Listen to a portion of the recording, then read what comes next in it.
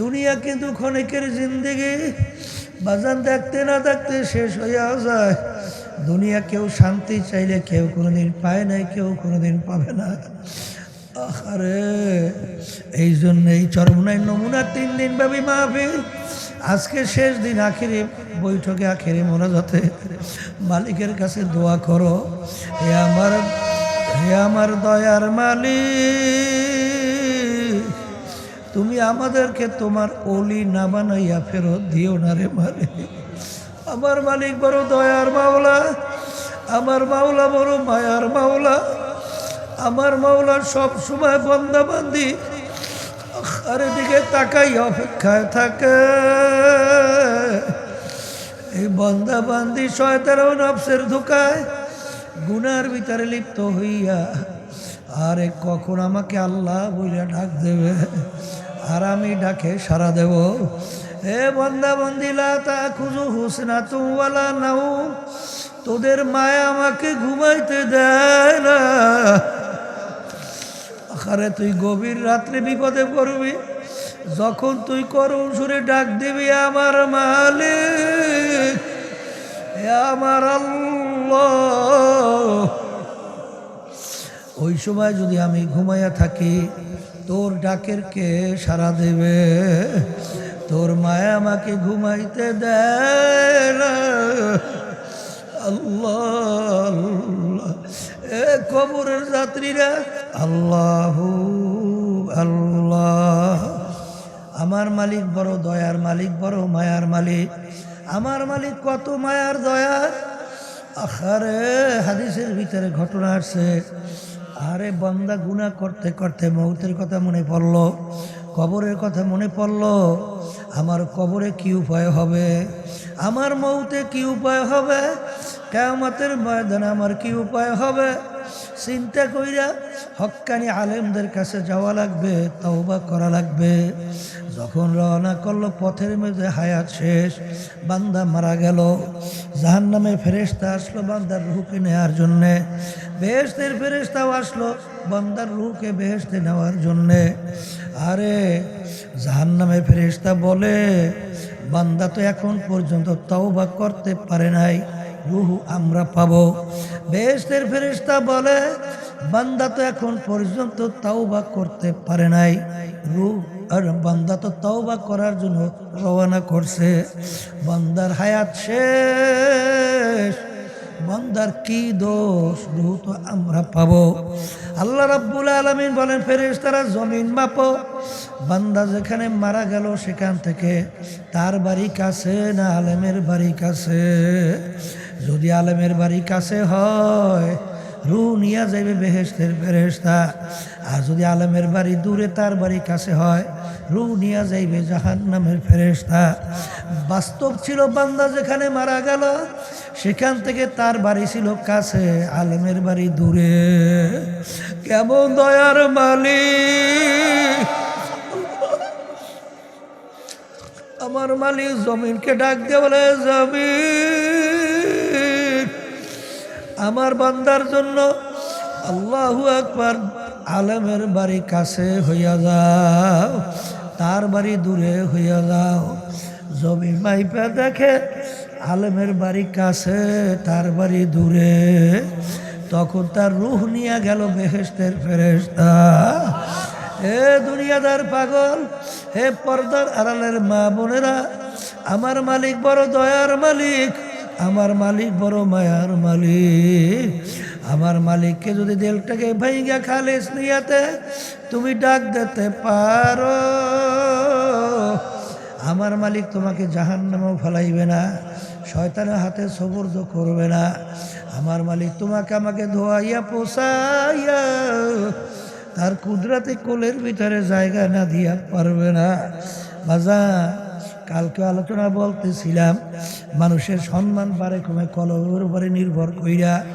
বাজান, কলবের উল্লেখযোগ্য 10টা রোগ: তাকাব্বুর, হিংসা, রিয়া, হুব্বে যা, হুব্বে মাল। বাজান, রাগ, বাজান রাগ, লোভ, এই রিয়া, এই রোগগুলা দূর করার জন্য মহা একটা ঔষধ হলো আমার মালিকের জিকির বেশি বেশি করা লাগবে। কারণ মালিকের জিকির বেশি করলে কলব পরিষ্কার হয়, কলব থেকে রোগগুলা দূর হয়। এই জন্য আমার ভাইদেরকে বলবো, খবরদার সকাল সন্ধ্যায় মাওলার জিকির ছাইরেন না। বাজান আল্লাহর ওলিদের কিতাব পড়ে, কারণ তাদের সঙ্গে রুহানি একটা সম্পর্ক তৈরি হয়।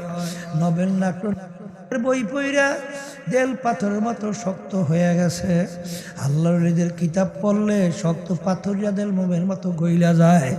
বাজান এই দুই ঔষধ মহিলাদের জন্য, এই দুই ঔষধ মহিলারা ঠিক মতো পালন করুক, দেখবা দিনের দিন তার দেল নেকে যোগবে, গুনার থেকে ফেরবে। 3 নম্বর, সকাল বা সাপ্তাহিক তালিম হালকা জিকিরে যাওয়া। বাজান আমার আব্বাজান বলতেন, চরমুনার কোনো মুজাহিদ মূর্খ থাকতে পারবে না। বাজান সেদিনকার এক রিক্সা চালায় আমার এক ছোট, বেশি বয়স না, চরমুনার মুজাহিদ বলে, হুজুর আমাকে উপরে এই সবক দেবেন। আমি বললাম, তোমার সূরা সহি হয়েছে কিনা, কেরাত সহি কিনা? বলে, হুজুর আল্লাহর ফজলে চেষ্টা করছি। তখন একজনকে দায়িত্ব দিলাম, একটু শোনো। সে বলে, হুজুর আল্লাহর মধ্যে 80% ভালো। তাইলে দেখেন, চেষ্টা করার কারণে আল্লাহর বদলে রিক্সা চালাইয়া ও চিন্তা করছে আমার নামাজ সহি হওয়ার জন্যে, আমার কেরাত তো সহি হওয়া লাগবে। কিন্তু অনেকে দেখা যায় মুরিদ হয়েছে ঠিক, কিন্তু এখন পর্যন্ত তেলাওয়াত সহি হয় না। নামাজের ভিতরে তেলাওয়াত সহি না হইলে তোমার নামাজই হবে না। কিসের দরবেশি করো? এই দরবেশির কোনো মূল্য নাই। বাজান ভালো কইরা মনকে বুঝাও, জরুরি মাসালাগুলো যদি তুমি না জানো, তাইলে তুমি আমল কিভাবে করবা, কোনটা ফরজ, কোনটা ওয়াজিব, কোনটা সুন্নাতে মুআক্কাদা, বাজান কোনটা হারাম, কোনটা মাকরুহ তাহরিমা, কোনটা মাকরুহ তানজি, তুমি যদি না জানো, তাহলে তুমি হারাম থেকে কিভাবে বাঁচবা, ফরজ হুকুম আল্লাহর কিভাবে হুকুম পালন করবা, এইটা ওই সাপ্তাহিক তালিমের ভিতরে শিক্ষা দেওয়া হয়। আর বাজান কুনু মা সাদিকিন, বাজান সাদিকিন বান্দাদের সঙ্গী হওয়ার জন্য আল্লাহ বলছেন। আদম আলাইহিস সালাতু ওয়াস সালাম তওবা করছেন, 13টা গুণ ছিল কি ছিল না? কি বলছেন? না, হ্যাঁ, কি রব্বানা যালামনা আনফুসানা ওয়া ইল্লাম তাগফির লানা ওয়া তারহামনা লানাকুনান্না মিনাল খাসিরিন। কিন্তু এক শ্রেণী বর্তমানে আর বাজানরা আছে, পর্দালে মা বোনরা আছে, আল্লাহ যে গুণ আগে করছি অত করবই, তুমি আমাকে মাফ করিয়ে দাও। অর্থাৎ দিলের মধ্যে খেয়াল, এত কি আর পারা যায়? আর আল্লাহ তো রহমানুর রহিম, ও এখন একটু করি, একটু লই, এখন একটু মাপ চাই, আবার যা করতাম তা তো করবই। মাপ হয়? মাপ হয়? হ্যাঁ না, আল্লাহ রাব্বুল আলামিন গোসা হইয়া আরো বেয়াদব হইয়া বিতাড়িত করিয়ে দেয়। আর যখন দিলটাকে ভাঙিয়া যখন মাপ চায়, এরকম মাপ চাওয়ার পর যদি ভুলে চোখে শতবার তওবা ভঙ্গ হইল, আবার মাপ চাইলে আবার মাপ। কথা কয় না? কথা ঠিক না? ঠিক। কিন্তু পাশে আরেকটা কথা মনে রাখা লাগবে, হক্কুল ইবাদ কিন্তু মাপ হবে না। হক্কুল ইবাদ তো বুঝেন? বলেন, বান্দার হক। হক্কুল ইবাদ কি? বান্দার হক। বান্দার হক যত মাপ চাও আল্লাহর কাছে, মাপ হবে না। যতক্ষণ পর্যন্ত যেই হক বান্দার নষ্ট করছেন ওইটা পরিশোধ না করা পর্যন্ত আল্লাহ বান্দাকে মাফ করবে না। এই জন্য আল্লাহ রাসূল বলেছেন, ইল্লা বিল হক্কুল ইবাদ, ইল্লা বিল হক্কুল ইবাদ, ইল্লা বিল হক্কুল ইবাদ। 3 বার হক্কুল ইবাদের ব্যাপারে সাবধান, হক্কুল ইবাদের ব্যাপারে সাবধান, হক্কুল ইবাদের ব্যাপারে সাবধান। এক শ্রেণীর বর্তমানে সেদিন কাল আমাকে বলতেছে, হুজুর কি বলবো, চরমুনার অনেক মুজাহিদ হুজুর এখন এক্সের মিথ্যে কথা কয়। নাউজুবিল্লাহ।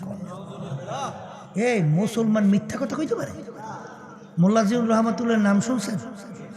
ওই যে কিতাব লাগছে, শোনেন নাই? হ্যাঁ, মোল্লা জিয়াউর রহমাতুল্লাহি আলাইহি, তাকে একজন এসে বলতেছে, হুজুর আপনার স্ত্রী তো বিধবা হয়ে গেছে। কি হয়েছে? এইটা শোনার পরে হুজুর এমন কান্না শুরু করছে যে আল্লাহ এখন বেচারে কি হবে, কি হবে, বসে বসে কান্দে। একজন এসে বলতেছে, হুজুর আপনি কান্দেন কেন? বলে বইলুন আমার স্ত্রী বিধবা হয়ে গেছে। বলে হুজুর বলেন কি, আপনি থাকতে আপনার স্ত্রী বিধবা হয় কেন? বলে বাজার হে কথাও তো ঠিক, সে কথাও তো ঠিক। তাহলে যে আমাকে বলছে সে কি মুসলমান না? কি বোঝেন? হ্যাঁ, কি মনে করছে? আর চরমুনাইয়ের মুজাহিদ চরমুনাইয়ের তরিকার সাথে জড়াইয়া তারপর মিথ্যা কথা বলবে। বলে হুজুর লেনদেন করিয়ে দেখছি, এত 2 নম্বরে হুজুর টাকা নিলে আর দেই না। নাউজুবিল্লাহ নাউজুবিল্লাহ বলে। কে বলছে আপনাকে চরমুনাই যাওয়ার জন্য? হ্যাঁ, এই চরমুনাই যাই এর ধোকাবাজি করেন কেন? এক শ্রেণী বর্তমান বাইরেছে চরমন লেবেল লাগাইয়া, এরপরে এই ধোকাবাজি দিয়া মানুষের থেকে টাকা ঠকাইয়ে নেয়। এর এরপরও তো আমাদের কাছে আছে, জোরে বলেন আছে না নাই? ও হইল ধোকাবাজির জন্য লেবাস লাগাইছে, কথা ঠিক না? ওদিকে সে মিথ্যে কথা বলবে, লেনদেনের ব্যাপারে স্বচ্ছতা থাকবে না। অনেক সময় তার সঙ্গে লেনদেন করলে ওই টাকা পকেটে ঢুকছে আর বের হয় না, তখন বিভিন্ন কায়দায় হুমকি দুমকি দেয়। ও একজন আমাকে বলে হুজুর মনে করছিলাম যে লোকটা চরমুনাইয়ের মুজাহিদ ভালো, এর সাথে এই জন্য হুজুর আমি খুব কষ্ট করিয়া, ওর বিপদ এই জন্য হুজুর টাকা দিছে, এ এখন আমার ফোনও ধরে না। নাউজুবিল্লাহ বলে, নাউজুবিল্লাহি মিন জালিক। আল্লাহ আপনি মাফ করেন আমাকে সবাই, আল্লাহ হেফাজত করুন। এই চরিত্র, এই চরিত্রের জন্য এই তরিকার আল্লাহর কুতুবে রেখে গেছে। হ্যাঁ, আবার এই কথা শুনে বুঝছেন না, আবার সবাই রে বলছি না, ওই সংখ্যা কম, সংখ্যা কি আল্লাহর রহমতে সংখ্যা কম। ওই এরপরে আবার ওই বিবির সাথে আবার খারাপ ব্যবহার আছে না নাই? বাহিরে খুব ফেরেশতা, আর ঘরের মধ্যে যাইয়া এ আসছে অসভ্য, এ দুনিয়াতে নাই।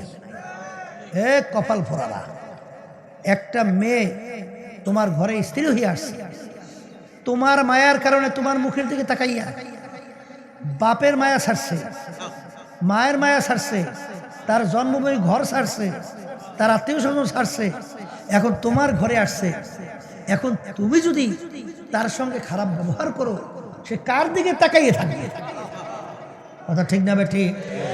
এই জন্য আমার বাজানদেরকে বলবো, শোনেন, অনেকে তো বুঝাও বোঝেন না, মনে করেন যে আর বাহিরে তো পারে না, এখন বেটাগিরি যাইয়ে দেখায় ঘরের মধ্যে, এমন খুব বাইরে তো কিছু পারে না, এত ধাপরে সরে ফালাই দেয়। এখন ঘরে যাইয়া মহিলা দুর্বল পাইছে, এখন হেল লাগে যাইয়া সব আমাকে। এটা কোনো মানুষের চরিত্র না। আমার আব্বাজান রহমতুল্লাহি আলাইহি দেখছি, আম্মাজানকে আমার আম্মাকে আপনি ছাড়া শব্দ ব্যবহার করতেন না।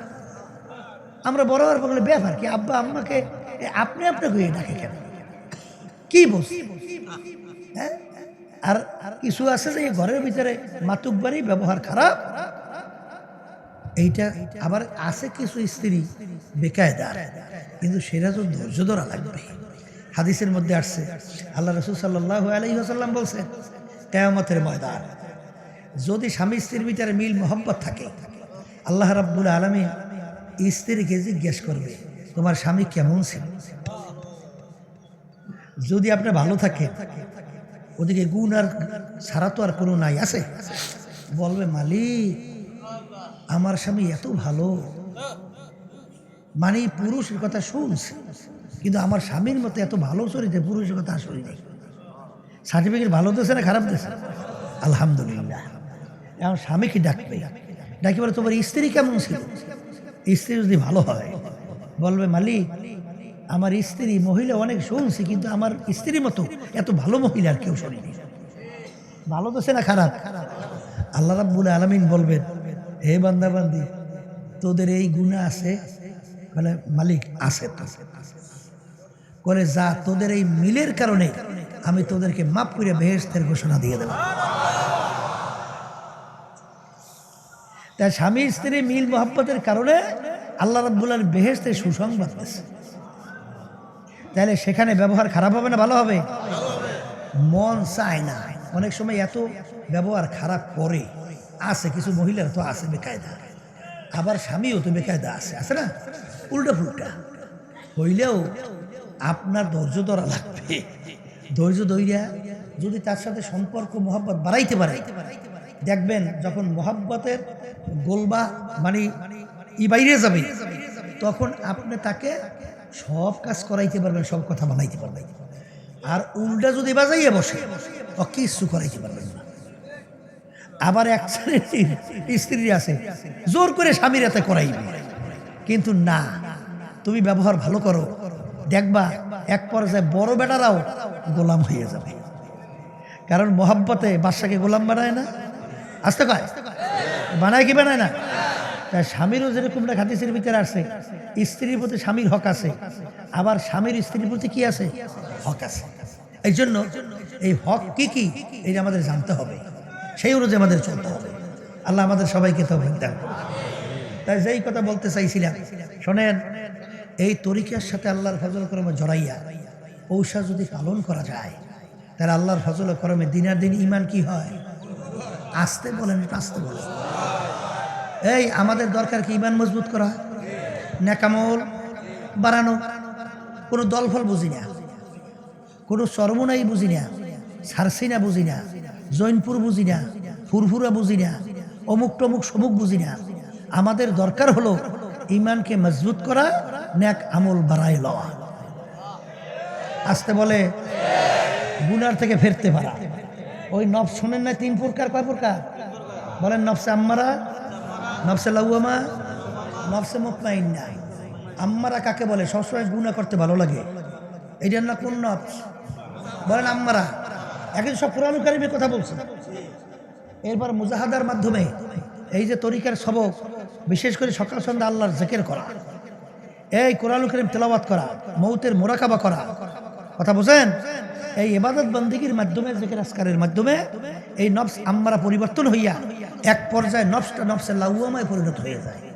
নফসে লাউয়ামা কাকে বলে? গুনাহ করার সময় চুপ থাকে, গুনাহ হওয়ার পরে ভিতরে আফসোস তৈরি হয়, গুনাহটা কেন করলাম, এরকম হয় না? এই নফসের নাম কি? নফসে লাউয়ামা। এরপরে মুজাহাদার মাধ্যমে, জিকির আজকারের মাধ্যমে, মৌতের মোরাকাবার মাধ্যমে, কোরআন কারীম তেলাওয়াতের মাধ্যমে, আল্লাহর খাস বান্দাদের সংস্পর্শে থাকার কারণে আস্তে আস্তে এই নফস লাউয়ামা পরিবর্তন হইয়া নফস এক পর্যায়ে নফসে মুতমাইন্নায় পৌঁছে যায়। নফসে মুতমাইন্না কাকে বলে? নেক কাজ করতে পারে, গুনার কাজ ছাড়তে পারে। বলেন বলেন বলেন বলেন। নেক কাজ করতে পারে, গুনার কাজ ছাড়তে পারে, এই নফসের নাম কি? নফসে মুতমাইন্না।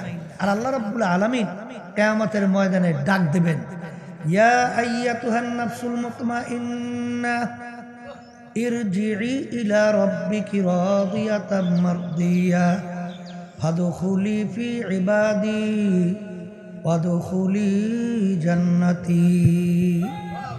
হে নফসে মুতমাইন্নার দলের আসো, আসো, তোমরা আমার বান্দা বান্দীদের কাতারের ভিতরে শামিল হও, এরপর আমার চিরস্থায়ী শান্তির জায়গা বেহেশতের মধ্যে ঢুইকা যাও। এইটা কে বলবে? এখন আপনি দুনিয়া থাকা অবস্থায় নিজে পরীক্ষা করে দেখেন আপনার নফসটা কোন নফস। আপনার নফস কি নফসে আম্মারা, না নফসে লাওয়ামা, না নফসে মুতমাইন্না? নফসে মুতমাইন্নায় আপনার আমার নফস পৌঁছাইয়াই দুনিয়া থেকে বিদায় নিয়ে কবরে যাওয়া লাগবে। ওকে শব্দে জি কয় না, হাও কয় না, নাও কয় না। হ্যাঁ, আল্লাহর বান্দারা, কি নফসকে নফসে মুতমাইন্না পৌঁছান লাগবে না লাগবে না? লাগবে, লাগবে। যদি না পৌঁছাইয়া মালিকে তো আবার হাজিরা দেয়। আর আল্লাহ যখন ডাক দেবেন, তখন আল্লাহর ডাকে সাড়া দেওয়া যাবে, যাবে যাবে। এই জন্য আমার বাজানদেরকে বলবো, পর্দালে মা বোনদেরকে বলবো, শয়তান এবং নফস আম্মারা বড় ভয়াবহ। কারণ আল্লাহ রাসূল সাল্লাল্লাহু আলাইহি ওয়াসাল্লাম বলছেন, রজানা মিন জিহাদিল আসগর ইলা জিহাদিল আকবার। এ আমার সাহাবারা ছোট যুদ্ধের থেকে বড় যুদ্ধের দিকে রওনা করলাম। সাহাবায়ে কেরাম বলেন, আল্লাহর রাসূল সাল্লাল্লাহু আলাইহি ওয়াসাল্লাম, এখন মাত্র যুদ্ধ করলাম, আমাদের কত ভাইরা শাহাদত বরণ করলেন, ওদেরকে দুনিয়া থেকে বিদায় নিয়ে জাহান্নামে পাঠাইয়া দিলাম।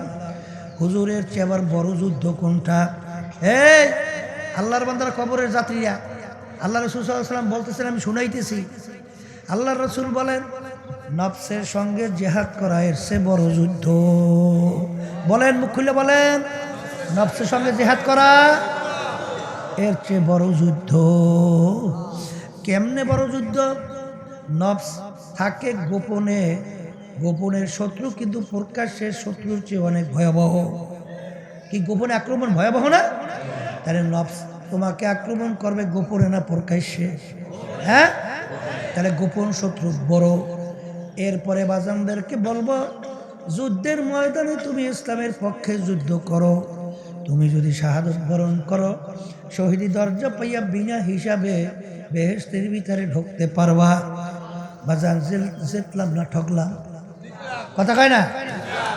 কিন্তু নফস আম্মারা এমন এক শত্রু, ওর ধোকায়, ওর শত্রুতায়, ওর জেহাদের সঙ্গে তুমি যদি ঠইগা যাও বাজান, তুমি অনেক অংশে ইমান হারা হইয়া, খোদা না খাস্তা যদি তুমি কবরে চইলা যাও, চিরতরে জাহান্নামের হুকুম হইয়া যাবে। এই দিক থেকে বড়। আর একটা কথা হলো, জেহাদ শুরু হয়েছে, একটা সময় শেষ হবে, কিন্তু নফসের সঙ্গে জেহাদ মৌত পর্যন্ত চলতে থাকবে। তাহলে এইটা বড় যুদ্ধ। কথা ঠিক না বে ঠিক? এই আল্লাহর বান্দারা, পর্দা আলেম মা বোনেরা, এর জন্য আল্লাহর ওলিরা চিন্তাও ছিল, চেষ্টাও ছিল। বাজান এই যে কারিমা লেখছেন বাজান আল্লামা, আল্লাহু আকবার, তিনি বলছিলেন যে কারিমা বেবাকশা এবার হালে মা কে হাসতা মাসিরে কামান্দে হাওয়া। হে আমার দয়ার মালিক, তুমি একটু আমার দিকে রহমতের নজরে তাকাও। মালিক, আমি নফসের শিকলের জিনজিরার মধ্যে আমি আবদ্ধ হয়ে গেলাম। মালিক, আমি জিনজিরা থেকে বের হইতে পারতেছি না। দয়া মায়া করে তুমি আমাকে জিনজির থেকে উদ্ধার করো। আসলে তোমার আমার চিন্তাও নাই, চেষ্টাও নাই। তারা সবসময় চিন্তাও করতেন, চেষ্টাও করতেন, আল্লাহর রহমতও সেইভাবে তাদের ভিতরে আসতো। এই জন্য আমার ভাইদেরকে বলবো, বাজার একটু পরীক্ষা কইরা বাস্তবে দেখো, যাদের সাথে আমার মাওলার জিকির নাই তাদের দেখবা আমলের ভিতরে পরিবর্তন নাই। বাজান যাদের ভিতরে আমার মাওলার জিকির নাই, দেখবা হারাম হালাল তমিজ কইরা তারা অনেক অংশে চলতেও পারে না। বাজান যাদের ভিতরে আমার মাওলার জিকির আছে, তাকাইয়ে দেখবা আল্লাহু আল্লাহ। বাজান কোনো দলাদলি বুঝি না, আমাদের উদ্দেশ্য হলো নেকের কাজ বাড়ানো, বাজান গুনার কাজ কমা, ইমানকে মজবুত কইরা চোখে পানি নিয়া, কলব নরম কইরা দুনিয়া থেকে বিদায় নিয়ে কবরে যাওয়া। বাজান ভালো কইরা মনকে বুঝাও, তারপর কবরে রওনা করো। কারণ কবরে কোনো দলাদলি নাই। কবরে যদি কেউ পরিচয় দাও, আমি চরমনায়ের মুরিদ, আমি অমুক দলের লোক, আমি অমুক বংশের লোক, আমি পীর, আমি মুফতি, আমি মুহাদ্দিস। বাজান পীরের কাছেও প্রশ্ন তিনটা, মুরিদের কাছেও প্রশ্ন তিনটা। এই আল্লাহর বান্দারা, ভালো কইরা মনকে বুঝা, তারপর মাওলার কবরে রওনা করো বাজান। কারণ দুনিয়ার জিন্দেগি কিন্তু একটাই। একবার যদি কেউ যাইয়া দুনিয়ার থেকে বিদায় নিয়ে কবরে ঠইগা বসো, দ্বিতীয়বার জিতবার আর আশা নাই। এই জন্য ভাইজানদেরকে বলবো, পর্দা আলে মা বোনরা যারা শুনছেন, আমার দাদাজানের কথা উদ্ধৃতি দিয়ে আমার আব্বাজান বলতেন, বাজান কিছুদিন এই তরিকার ঔষধ পালন কইরা দেখো, 7 দিনও আল্লাহ বুঝ দিতে পারে, 21 দিনেও বুঝ দিতে পারে, এর বেশি আর লাগবে না। নিয়ম অনুযায়ী একটু আদায় কইরা দেখো। লক্ষ লক্ষ মানুষ এই তরিকার সাথে জড়াইয়া তারপর আল্লাহর ফজল করবে। বাজান কিছুদিন আগেও গেছিলাম সিলেট, এক যুবক, ওর সঙ্গে সেদিন কারো দেখা হইল। ও বলতেছিল, হুজুর আমাকে চরমনায়ের মুজাহিদ তারা দাওয়াত দিল চরমনায় যাওয়ার জন্যে। হুজুর আমি যাই নাই, এই গত ফাল্গুন মাসের মাহফিলে আমি চরমনায় গেছিলাম। হুজুর যাওয়ার পরে আমার জীবনে প্রথম নামাজ পড়া শুরু করছি, আর কোনোদিন নামাজ পড়ি নাই। আল্লাহু আল্লাহ। এই জন্য আমার ভাইদেরকে বলবো, পর্দালে মা বোনদেরকে বলবো, বাজান বাজান দলাদলি বুঝি না। তোমার কবরের প্রশ্নের উত্তর তুমি দেবা, আমার কবরের প্রশ্নের উত্তর আমি দেব। বাজান আমাদের উদ্দেশ্য ইমানকে মজবুত করা, নেক আমল বাড়ানো, আর গুনাহ হালকা হওয়া। এইটা বাড়াবার জন্যই, ইমানকে মজবুত করার জন্যই বাজান আমাদের এই তরিকার নাম হলো সিস্তিয়া সাবিরিয়া তরিকা। এই তরিকার 5টা ঔষধ আল্লাহর কুতুবেরা কোরআন এবং হাদিসের ভিতর থেকে তোমার আমার জন্য রাইখা গেছে।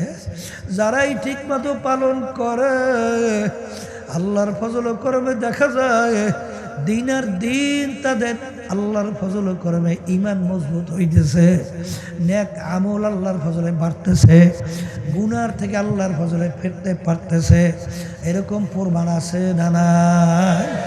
এই জন্য আমার ভাইদেরকে বলবো, বাজান আসলে কে কোন সময় কিভাবে রওনা করব এটা কিন্তু তোমারও জানা নাই, আমারও কিন্তু জানা নাই। আল্লাহ আল্লাহ।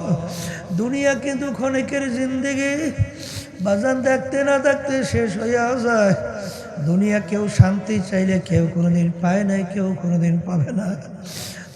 আরে এই জন্য এই চরমনাই নমুনা 3 দিন ব্যাপী মাহফিল, আজকে শেষ দিন, আখেরি বৈঠকে, আখেরি মোনাজাতে মালিকের কাছে দোয়া করো, হে আমার দয়ার মালিক, তুমি আমাদেরকে তোমার ওলি না বানাইয়া ফেরত দিও না রে মালিক। আমার মালিক বড় দয়ার মাওলা, আমার মাওলা বড় মায়ার মাওলা। আমার মাওলা সব সময় বান্দাবান্দি আর দিকে তাকাই অপেক্ষায় থাকে। এই বান্দাবান্দি শয়তানের নফসের ধোঁকায় গুনার ভিতরে লিপ্ত হইয়া আরে কখন আমাকে আল্লাহ বইলা ডাক দেবে, আর আমি ডাকে সাড়া দেব। হে বান্দাবান্দি লা তাখুযু হুসনাতুন ওয়ালা নাওম, তোদের মায়া আমাকে ঘুমাইতে দেয় না। আরে তুই গভীর রাত্রে বিপদে পড়বি, যখন তুই করুণ সুরে ডাক দিবি আমার মালিক, আমার আল্লাহ, ওই সময় যদি আমি ঘুমাইয়া থাকি তোর ডাকের কে সাড়া দেবে? তোর মায়া আমাকে ঘুমাইতে দেয় না। আল্লাহ আল্লাহ। এ কবরের যাত্রীরা, আল্লাহু আল্লাহ। আমার মালিক বড় দয়ার মালিক, বড় মায়ার মালিক। আমার মালিক কত মায়ার দয়ার। আরে হাদিসের ভিতরে ঘটনা আসছে, আরে বান্দা গুনাহ করতে করতে মৌতের কথা মনে পড়লো, কবরের কথা মনে পড়লো। আমার কবরে কি উপায় হবে, আমার মৌতে কি উপায় হবে, কিয়ামতের ময়দানে আমার কি উপায় হবে। চিন্তা কইরা হক্কানি আলেমদের কাছে যাওয়া লাগবে, তওবা করা লাগবে। যখন রওনা করলো, পথের মধ্যে হায়াত শেষ, বান্দা মারা গেল। জাহান্নামে ফেরেশতা আসলো বান্দার রূহকে নেওয়ার জন্যে, বেহেশতের ফেরেশতাও আসলো বান্দার রূহকে বেহেশতে নেওয়ার জন্যে। আরে জাহান্নামে ফেরেশতা বলে, বান্দা তো এখন পর্যন্ত তওবা করতে পারে নাই, রূহ আমরা পাবো। বেহেশতের ফেরেশতা বলে, বান্দা তো এখন পর্যন্ত তওবা করতে পারে নাই, রূহ আর বান্দা তো তওবা করার জন্য রওনা করছে। বান্দার হায়াত শেষ, বান্দার কি দোষ, রূহ তো আমরা পাবো। আল্লাহ রাব্বুল আলামিন বলেন, ফেরেশতারা জমিন মাপো, বান্দা যেখানে মারা গেল সেখান থেকে তার বাড়ি কাছে না আলেমের বাড়ি কাছে? যদি আলেমের বাড়ি কাছে হয়, রূহ নিয়ে যাইবে বেহেশতের ফেরেশতা। আর যদি আলেমের বাড়ি দূরে, তার বাড়ি কাছে হয়, রূহ নিয়ে যাইবে জাহান্নামের ফেরেশতা।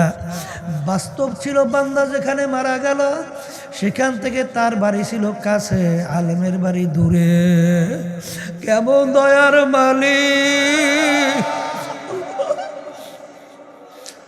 আমার মালিক জমিনকে ডাক দিয়ে বলে, জমিন আমার বান্দার জন্য আল্লাহু আকবার, আলেমের বাড়ি কাছে হইয়া যাও, তার বাড়ি দূরে হইয়া যাও। জমি মাইপা দেখে আলেমের বাড়ি কাছে, তার বাড়ি দূরে, তখন তার রূহ নিয়ে গেল বেহেশতের ফেরেশতা।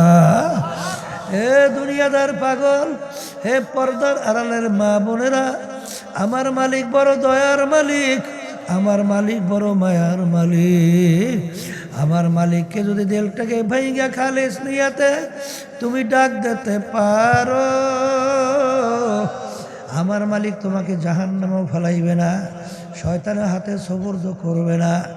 আমার মালিক তোমাকে আমাকে ধোয়াইয়া পোষাইয়া তার কুদরতে কোলের ভিতরে জায়গা না দিয়া পারবে না। বাজা, কালকে আলোচনা বলতেছিলাম মানুষের সম্মান বাড়ে কমে কলবের উপরে নির্ভর কইরা।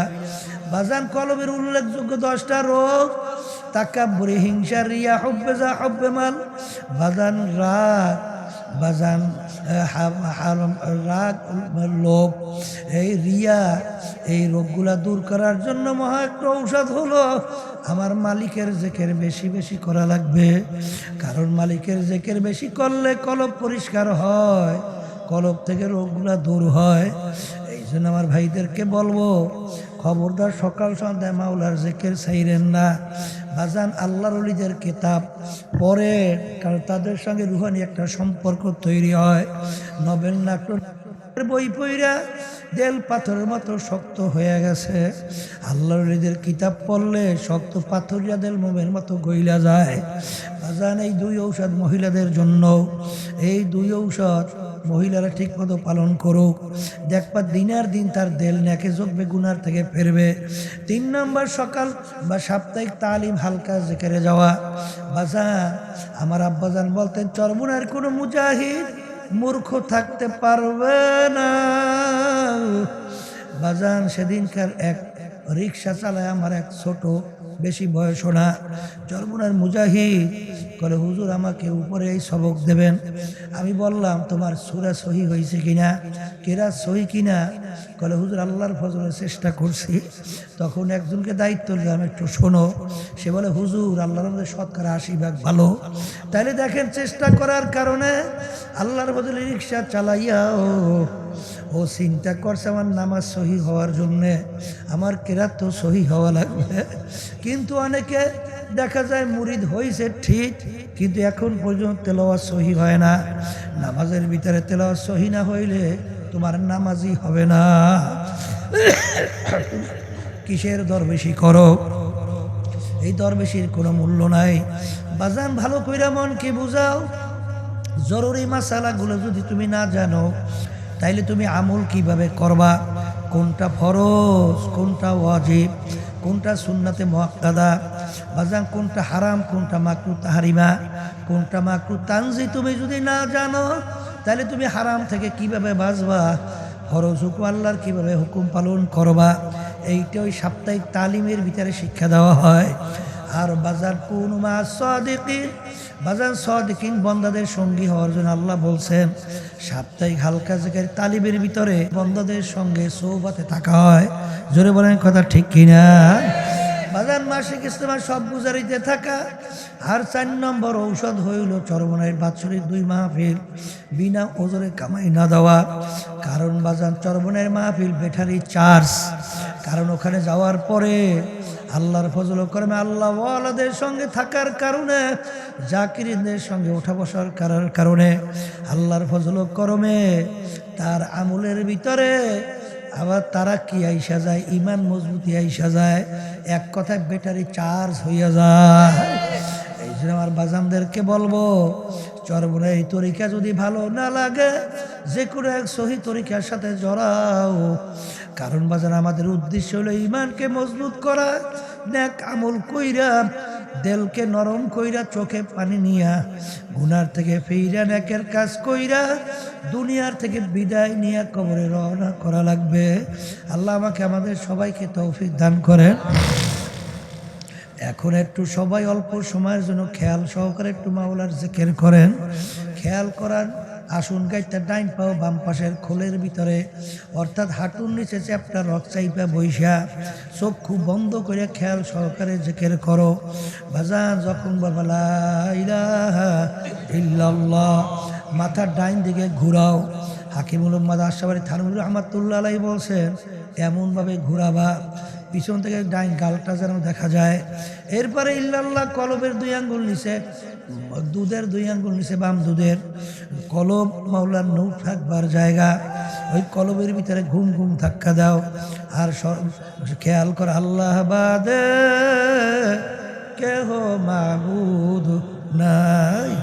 এরপরে ইল্লাল্লাহ শুধু কলবের উপরে জরব দাও, আমার কলবে আল্লাহই আছে, আমার কলবে আল্লাহই আছে। একদল বর্তমানে বাইরে এসে ইল্লাল্লাহ জিকির জায়েজ নাই, আসলে আর কপাল পড়ছে, আর একজনের কপাল পড়ার চেষ্টায় আছে। জোরে বলেন কথা ঠিক না বে ঠিক? বাজান মুস্তাসনা মেনুকে হজম করে ইস্তেসনা জিকির সমস্ত যারা আলেম তারা বোঝে জায়েজ আছে না নাই। আসলে কপাল পড়ছে, আর একজনের কপাল পড়ার চেষ্টা আছে। আল্লাহ আল্লাহ যখন জিকির করবা, নাক এবং কপালের মাঝখানে ঠালা জায়গা, খেয়াল করা আমার মালিক তাকাইয়া আছে, আমি আল্লাহকে ডাকি, আমার মালিক আমার ডাকের জবাব দেয়।